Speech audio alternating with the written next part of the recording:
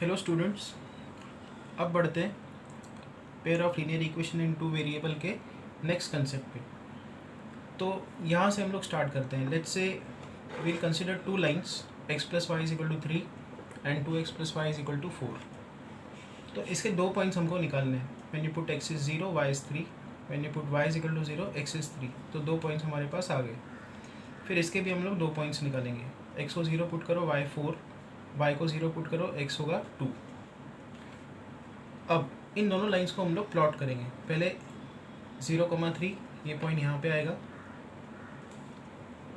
और फिर 3,0 ये वाला पॉइंट यहाँ पे आएगा। तो हमने ये लाइन ड्रॉ कर दी, x plus y is equal to 3। उसके बाद 0,4 ये वाला पॉइंट, 2,0 ये वाला पॉइंट। हमने इन दोनों पॉइंट्स को ज्वाइन कर दिया, ये सेकेंड लाइन आ गई। तो यहाँ से आपको क्या दिख रहा है कि ये दोनों लाइंस का एक सोल्यूशन कॉमन है। ये वाला जो पॉइंट है, ये रेड लाइन और ये ब्लैक लाइन दोनों को सेटिस्फाई कर रहा है। तो this is known as common solution, या इसको आप बोल सकते हो it has a unique solution.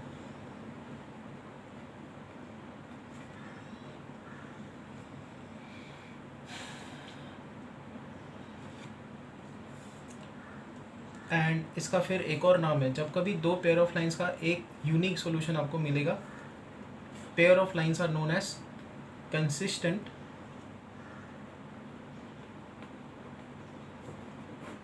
Pair of linear equation in two variable. ये नाम आप याद रखो, कंसिस्टेंट। अब क्या होता है कि ऐसे टाइप के इक्वेशंस में जहाँ पे एक कॉमन सॉल्यूशन होता है इनका, आप क्या करो, x के कोएफिशिएंट्स का रेशो लगा के देखो। तो x का जो कोएफिशिएंट है यहाँ पे 1 है और यहाँ पे 2, तो हाफ। फिर y के कोएफिशिएंट्स का रेशो देखो, यहाँ पे 1 है, यहाँ पे 1। ये हमेशा अनइक्वल होता है, ठीक है। तो हम लोग अब कंडीशन लिखेंगे कि यूनिक सॉल्यूशन और consistent pair of linear equations कब मिलेंगे आपको, जब आपके पास दो लीनियर पेयर के इक्वेशंस हो इन टू वेरिएबल, और अगर आप a1 और a2 का रेशो देखो, b1 b2 का रेशो देखो, तो ये हमेशा क्या होगा, अनइक्वल होगा। तब आप क्या बोलोगे, उसको उसका यूनिक सॉल्यूशन है। एंड जो दो इक्वेशंस है, पेयर ऑफ लीनियर इक्वेशन है, दे आर कंसिस्टेंट। तो ये वर्ड्स याद रखो, ये कंडीशन याद रखो, ये कोएफिशिएंट्स के ऊपर की कंडीशन है, ठीक है। जब कभी ये होगी तो आप क्या बोलोगे कि दोनों लाइंस का एक कॉमन सॉल्यूशन है, दोनों एक पॉइंट पे मीट करते हैं, ठीक है। सेकेंड केस पे आते हैं।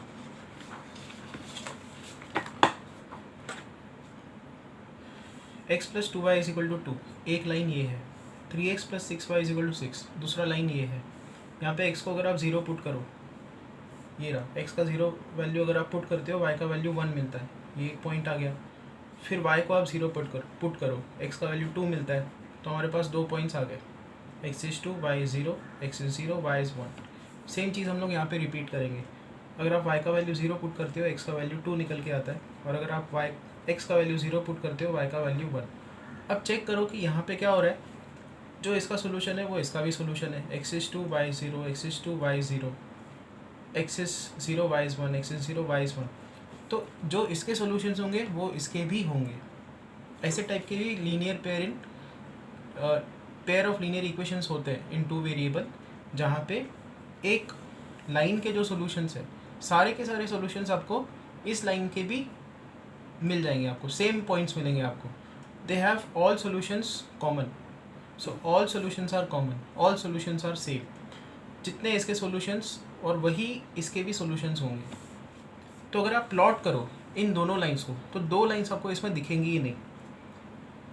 हमको जो पॉइंट्स मिले थे 2 0 एंड 0 1, सो 2 0 ये वाला पॉइंट होता है, 0 1 ये वाला पॉइंट होता है। जब आप ज्वाइन करोगे दोनों लाइंस को, हम लोग बोलते हैं इस केस में they are coincident, they coincide. मतलब एक लाइन दूसरे लाइन के ऊपर लाई करती है, आपको दो सेपरेट लाइंस मिलेंगे ही नहीं, ठीक है। तो इस केस में क्या होता है कि there are infinite solutions. Infinite solutions common है दोनों के बीच में। कैसे इन्फाइनाइट, दो तो हमने ऊपर निकाले, तो अगर आप उन इक्वेशंस में x का वैल्यू 1 पुट करते हो, करके देखो आप, हमारे पास इक्वेशन क्या थी, x + 2y = 2। x का वैल्यू अगर आप 1 पुट करते हो, y का वैल्यू हाफ, x का वैल्यू 3 पुटअप करते हो, y का वैल्यू -हाफ, x का वैल्यू 4 पुटअप करते हो इसमें, y का वैल्यू -1। तो ऐसे इन्फाइनाइट वैल्यूज आपको मिल जाएंगे जो दोनों इक्वेशंस में कॉमन है। पहला केस जो मैंने देखा कंसिस्टेंट जो मैंने बताया, उसमें क्या था कि दोनों पेयर ऑफ लाइन्स जो दिए हुए थे दोनों के बीच में एक ही सॉल्यूशन कॉमन था। इस केस में क्या होगा कि there are infinite solutions common. तो यहाँ पे कंडीशंस क्या निकल के आती है, एक तो आप क्या बोलोगे कि इन्फिनाइट सॉल्यूशंस होते हैं इस केस में, plus lines are coincident. Lines अगर आप ड्रॉ करोगे तो आपको कोइंसिडेंट लाइंस दिखेंगे, और इसका एक नाम है, these are known as dependent pair of equations. ये जो पेयर ऑफ इक्वेशंस है दे आर डिपेंडेंट। अच्छा, आप कंडीशन पे आते हैं। अब देखो ये वाले जो दो इक्वेशंस दिए थे, इसमें x का जो कोएफिशिएंट है उसका रेशो लगाओ, इधर 1 है इधर 3 है। y के जो कोएफिशिएंट्स हैं उनका रेशो लगाएंगे हम लोग 2/6, और जो कांस्टेंट टर्म है 2/6। अगर आप देखो 1/3 ये भी आता है, 1/3 ये भी 1/3। तो यहाँ पे a1/a2, b1/b2, c1/c2 तीनों इक्वल आते हैं।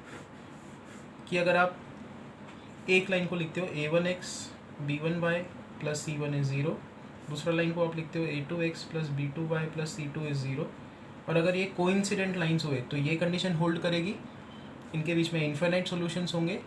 या अगर ये कंडीशन होल्ड करे तो आप लिख सकते हो कि lines will be coincident and they will have infinite solutions. ये सब इंटरकनेक्टेड है। इन्फिनिट सॉल्यूशंस होना, लाइंस का कोइंसिडेंट होना,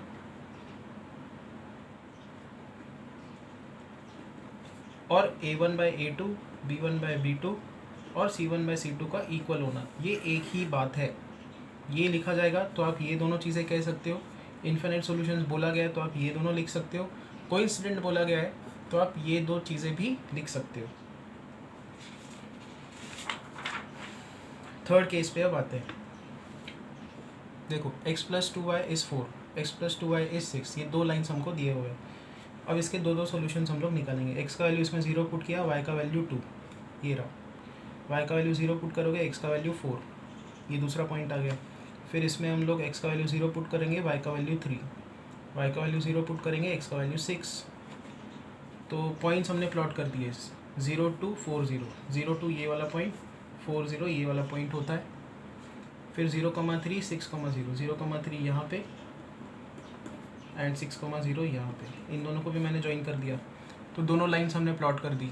यहाँ पे क्या दिख रहा है, इन दोनों लाइंस के कितने कॉमन सॉल्यूशंस है, इसमें 0 कॉमन सॉल्यूशंस है ही नहीं, क्योंकि ये लाइंस कहीं मिलती ही नहीं है।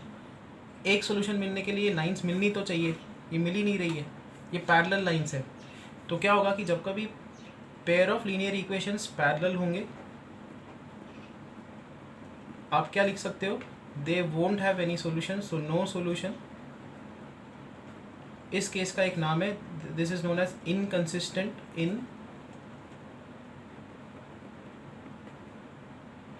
Inconsistent pair of equations. And इसमें a1 a2 b1 b2 की क्या कंडीशन होल्ड करती है, ये देखो, ये इक्वेशंस थे हमारे पास। इसमें a1 की वैल्यू 1, a2 की वैल्यू 1, तो a1/a2 का रेशो क्या होगा, 1:1। b1/b2 का वैल्यू क्या होगा, b1 और b2 का जो अगर आप रेशो निकालो, ये भी 1:1 आ रहा है। और c1/c2 का रेशो निकालो 4/6 विच इज़ 2/3। तो यहाँ से आप क्या लिख सकते हो कि डेफिनेटली ऐसे केस में a1/a2 और b1/b2 इक्वल होंगे, but they won't be equal to c1/c2।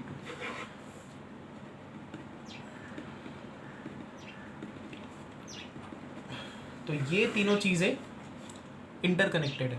Parallel होना दो लाइंस का meaning they won't have any solution, and coefficients के बीच में ये रिलेशन होगी। और अगर कोएफिशिएंट्स के बीच में ये रिलेशन दी है तो आप लिख सकते हो lines will be parallel and they won't have any solution. तीनों चीज़ें एक ही मीनिंग कन्वे करती हैं, they stand for a same meaning. Okay, अब डायरेक्टली आते हैं हम लोग एक्सरसाइज 3.2 पे। एक बार मैं रिवाइज करा देता हूँ कि हमने अभी तक क्या चीज़ें देखी हैं। ये कंसिस्टेंट और ये जो नेम्स अलग अलग हमने देखे हैं और कोएफिशिएंट्स के बीच में जो कनेक्शन देखी है, तीनों चीज़ों को रिवाइज करते हैं एक बार। ठीक है, यहाँ से स्टार्ट करते हैं। we have pair of linear equations in two variable a1x plus b1y plus c1 is equal to 0, a2x plus b2y plus c2 is equal to 0. अच्छा, कांस्टेंट टर्म लेफ्ट साइड पे दोनों होने चाहिए या दोनों कांस्टेंट टर्म राइट साइड पे होने चाहिए? एक जगह पे कांस्टेंट टर्म्स होने चाहिए. अब कंडीशंस क्या है? अगर आपको ये मिला a1/a2 is not equal to b1/b2, C1 की तो बात ही नहीं हो रही, C1 C2 की बात ही नहीं निकाली जाएगी. सिर्फ ये अगर कंडीशन आपको मिलती है, आप क्या बोलोगे? ये दोनों लाइंस जो है they will have a unique मतलब एक ही सॉल्यूशन है इनका. Unique, they have a unique solution. इन लाइंस को आप क्या बोलोगे? They are intersecting lines. ये लाइंस इंटरसेक्ट करेंगे, ठीक है. उसके बाद क्या लिखोगे आप? ऐसे दोनों पेयर ऑफ इक्वेशंस को बोला जाता है consistent pair of equations. Fine. उसके बाद अगला कंडीशन क्या है? a1/a2 is equal to b1/b2 and it is equal to c1/c2. ये कंडीशन जब होगी तो इन पेयर्स के बीच में इनफाइनाइट कॉमन सॉल्यूशंस होंगे. इनफाइनाइट कॉमन सॉल्यूशंस होंगे. लाइंस क्या होंगे? लाइंस होंगे कोइंसिडेंट, एक के ऊपर एक लाइंस लाई करेंगे, तभी इनफाइनाइट सॉल्यूशंस पॉसिबल है. और इन सिस्टम को, ऐसे दो लाइंस के सिस्टम को क्या बोला जाएगा? Dependent pair of linear equation in two variable. और फिर तीसरी कंडीशन क्या थी? a1/a2 ये b1/b2 को equal but not equal to c1/c2. इसको हम लोग बोलेंगे, कितने सॉल्यूशंस होंगे इस केस में? No solution, no common solution. इनके बीच में ये जो दो लाइंस हमने ऊपर लिखे, इनके बीच में कोई भी कॉमन सॉल्यूशन नहीं है. लाइंस क्या होंगे? Lines will be parallel. और ऐसे दो लाइंस के सिस्टम को जहाँ पे ये कंडीशन होल्ड करती है उसका नाम है इनकंसिस्टेंट.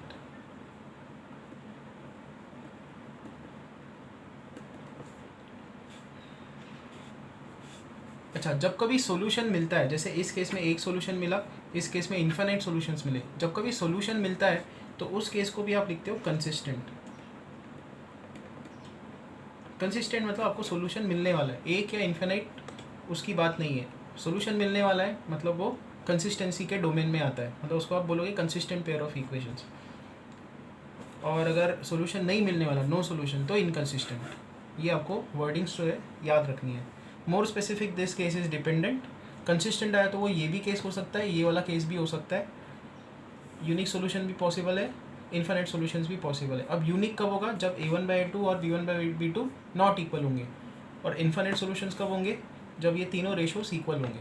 बस इतना आपको याद रखना है. अब फर्स्ट एक्सरसाइज जो है वो सॉल्व की जा सकती है. तो क्वेश्चन नंबर 1 वर्ड प्रॉब्लम है. उसमें नंबर ऑफ गर्ल्स दिया है. Number of girls is 4 more than boys. तो इक्वेशन ऐसी दिखेगी. Number of girls, let's say वो जी है, it is 4 more than boys. अगर बॉयज़ बी अमाउंट है तो उसमें 4 मोर, अगर 4 ऐड करोगे तो आपको नंबर ऑफ गर्ल्स मिलेंगे. सो ये एक इक्वेशन बन गई. Total number of students are 10, तो बॉयज़ प्लस गर्ल्स इज 10. ये दूसरा इक्वेशन. सपोज करते हैं बॉय को हमने x लिखा, गर्ल को y लिखा, तो x प्लस वाई इज़ 10. पहला इक्वेशन ये. Second equation y is equal to 4 + x. ये तो ये दो इक्वेशंस हमारे पास आ गए. उन्होंने ये बोला है कि इसको ग्राफिकली सॉल्व करो, तो हम लोग क्या करेंगे? इसके दो पॉइंट्स निकालेंगे. x को 0, y का वैल्यू 10, y को 0 पुट करो, x का वैल्यू 10. इसमें x का वैल्यू 0 पुट करो, y का वैल्यू 4. और अगर आप y का वैल्यू 0 पुट करते हो, x का वैल्यू -4. पॉइंट्स आ गए. इनको प्लॉट करेंगे हम लोग 0,10. x एक्सिस पे और y एक्सिस पे हमको क्या लेना होगा? 1 सेंटीमीटर इज़ 2 यूनिट्स. ये हम लोग लेंगे. तो x और y एक्सिस पे 1 सेंटीमीटर इज़ 2 यूनिट्स लेंगे. तो पहला पॉइंट ये प्लॉट करते हैं 0,10. ये रहा, यहाँ पे आएगा 0,10, 10,0 यहाँ पे. इन दोनों को ज्वाइन कर दिया, हमको मिल गया x प्लस वाई इज़ 10 का प्लॉट. फिर 0,4, x इज़ 0, y इज़ 4, ये पॉइंट यहाँ पे आएगा. x इज़ -4, y इज़ 0, ये पॉइंट यहाँ पे आएगा. इन दोनों को आप ज्वाइन करो. तो हमारे पास दूसरी इक्वेशन आ गई, y is equal to 4 plus x, इसका प्लॉट आ गया। फिर ये जहाँ पे इंटरसेक्ट करते हैं वहाँ से परपेंडिकुलर ड्रॉ करो एक्स एक्सिस के ऊपर, वाई एक्सिस के ऊपर, और इसके कोऑर्डिनेट्स निकालो। इसका एक्स कोऑर्डिनेट है 2 और 4 के बीच में 3, और इसका वाई कोऑर्डिनेट है 6 और 8 के बीच में 7। ये इसका सोल्यूशन है। So this is the common solution of these two lines 3,7। तो नंबर ऑफ बॉयज़ कितने हैं? 3। नंबर ऑफ गर्ल्स कितनी है? 7। Girls is 4 more than boys, ये भी मैच कर रहा है। Total number of students are 10, ये भी मैच कर रहा है। तो ऐसे निकाला जाता है ग्राफिकल सॉल्यूशन। नेक्स्ट क्वेश्चन पे अब आते हैं। तो 5 पेंसिल्स एंड 7 पेन्स का जो कॉस्ट है that is 50 rupees, and 7 pencils and 5 pens का जो कॉस्ट है दैट इज़ 46 रुपीज़। हमको एक पेंसिल और एक पेन का कॉस्ट निकालना है।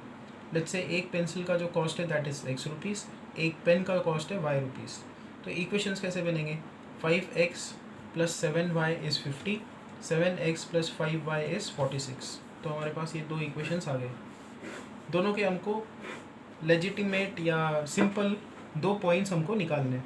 तो थोड़ा आपको ट्राई करना पड़ेगा, ट्रायल एंड एरर मेथड लगा के आपको मिल जाएगा कि यहाँ पे y का वैल्यू 5 पुट करो, 5 7 ज़ा 35, ये यहाँ पे शिफ्ट करो, 50 माइनस 35 इज़ 15, और 5x इज़ 15, x का वैल्यू 3 आएगा, 3,5 इसका एक पॉइंट आ गया।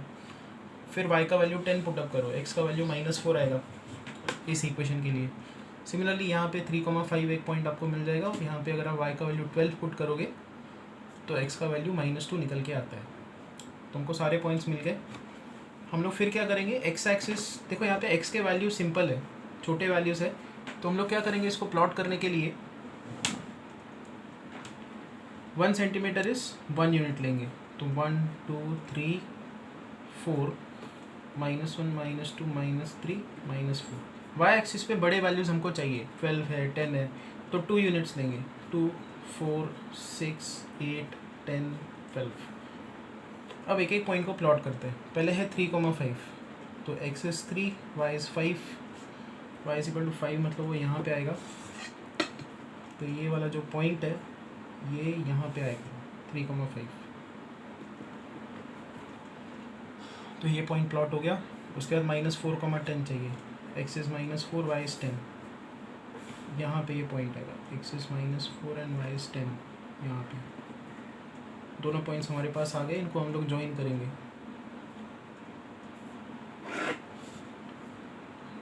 तो इसका इक्वेशन लिखते हैं, 5x प्लस 7y इज़ 50। अब ये दूसरा 3,5, again 3,5 and -2,12, x is -2, y is 12। ये इन दोनों को हम लोग ज्वाइन कर देंगे। So will get 7x plus 5y is 46। ये इनका कॉमन सोल्यूशन है। और कॉमन सोल्यूशन क्या होगा, अगर आप इधर से परपेंडिकुलर ड्रॉ करो, ओके सॉरी मैंने यहाँ पे एक एरर कर दी। ये वाली जो लाइन हमको प्लॉट करनी थी 3,5 पॉइंट यहाँ पे है, -2,12 ये है, तो इन दोनों को ज्वाइन करना था। Okay fine. तो इन दोनों को जब आप ज्वाइन करोगे तो इनका जो कॉमन सोल्यूशन है वो क्या निकल के आएगा, यही कॉमन सोल्यूशन है इनका 3,5। तो यहाँ से जो अगर आप परपेंडिकुलर ड्रॉ करो और फिर यहाँ से परपेंडिकुलर ड्रॉ करो y एक्सिस के ऊपर, इसके कोऑर्डिनेट्स है 3,5 इज़ द कॉमन सोल्यूशन। और वो यहाँ पे दिख भी रहा है, हमने जो ट्रायल एंड एरर मेथड से पॉइंट्स निकाले, 3,5 इसका भी सोल्यूशन है, 3,5 इसका भी सोल्यूशन है। तो जो सेकंड क्वेश्चन है उसका आंसर है 3,5 ग्राफिकल सोल्यूशन। ये लाइन आपको प्लॉट नहीं करनी है, एक ये लाइन है, एक ये लाइन है।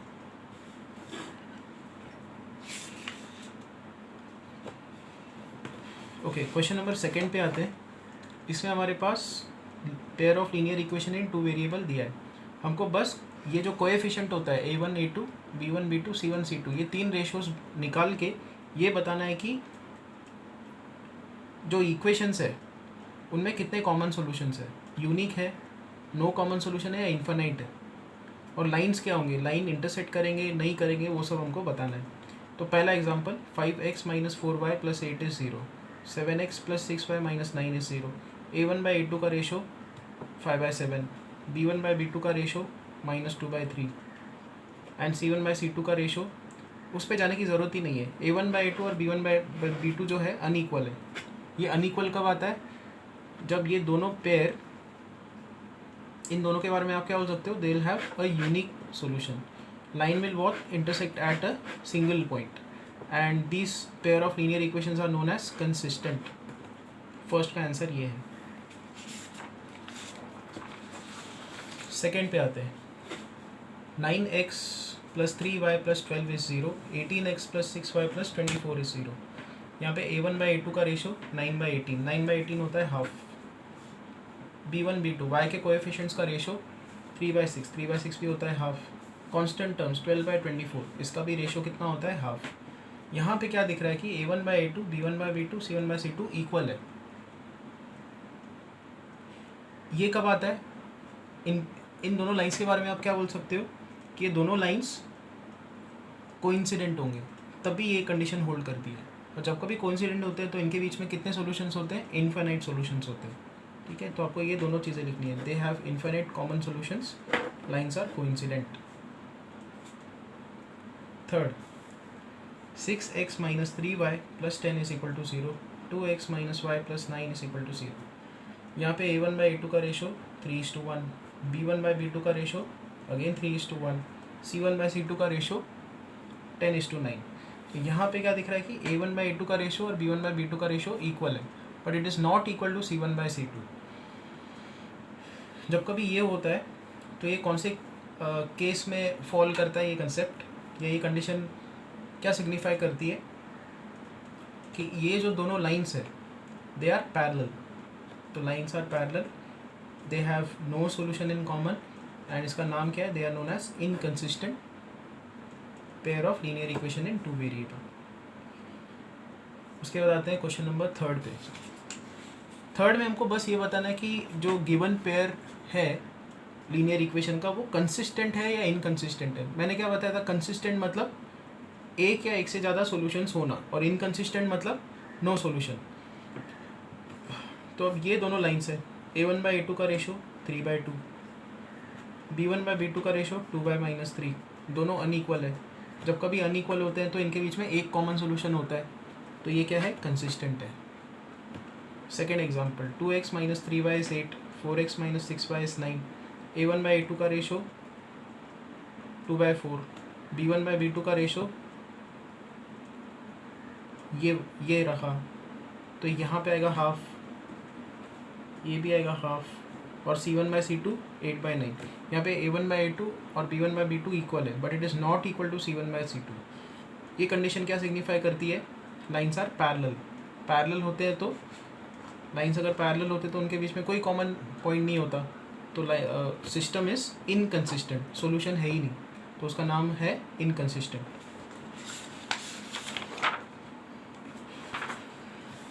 Third, so 3/2x + 5/3y is 7। दूसरा इक्वेशन है 9x - 10y is 14। यहाँ पे A1/A2 का रेशो 1/6 आता है, B1/B2 का रेशो -1/6 आता है। तो यहाँ पे ये कंडीशन आ रही है, A1/A2 खुद B1/B2 को इक्वल नहीं है। तो इस केस में क्या होता है, एक कॉमन सोल्यूशन होता है। सोल्यूशन आया मतलब आप क्या बोलोगे, consistent. Fourth, 5x - 3y is 11, -10x + 6y is -22, A1/A2 का रेशो -12, B1/B2 का रेशो -12, C1/C2 का रेशो -12। जैसे कि मैंने बताया था, कांस्टेंट टर्म या तो दोनों राइट साइड पे होने चाहिए दोनों इक्वेशन के, या लेफ्ट साइड पे होने चाहिए, और फिर आप रेशो लगाओ। तो दोनों राइट साइड पे है, C1/C2 भी -12। यहाँ पे तीनों इक्वल आ रहे हैं, तीनों इक्वल आते हैं तब इनफाइनाइट सॉल्यूशंस होते हैं, बट सॉल्यूशन तो है, तो इसका नाम आप क्या लिखोगे, they are consistent, that this pair of linear equation in two variable are consistent. Next is fifth, 4/3x + 2y is 8, 2x + 3y is equal to 12. A1/A2 का ratio 4/3 / 2, so that is 2/3. B1/B2 का ratio 2/3, C1/C2 का ratio 8/12, that is again 2/3. यहाँ पे तीनों equal आ रहे हैं, तीनों equal आते हैं तब दोनों लाइंस क्या होती हैं, कोइंसिडेंट होती है। कोइंसिडेंट मतलब उसमें इनफाइनाइट सॉल्यूशंस होते हैं, सॉल्यूशन है, एक या एक से ज़्यादा, तो इसको आप क्या बोलोगे, दे आर कंसिस्टेंट। इसमें बस यही दो चीज़ें बतानी है, कंसिस्टेंट या इनकंसिस्टेंट। जैसे कि मैंने बताया था कंसिस्टेंट में दोनों केसेस आते हैं, वन सॉल्यूशन मतलब यूनिक सॉल्यूशन या इनफाइनाइट सॉल्यूशंस। ठीक है, तो यहाँ पे हम लोग आज स्टॉप करेंगे। इस एक्सरसाइज को जो रिमेनिंग सम्स है वो कल देखेंगे हम लोग।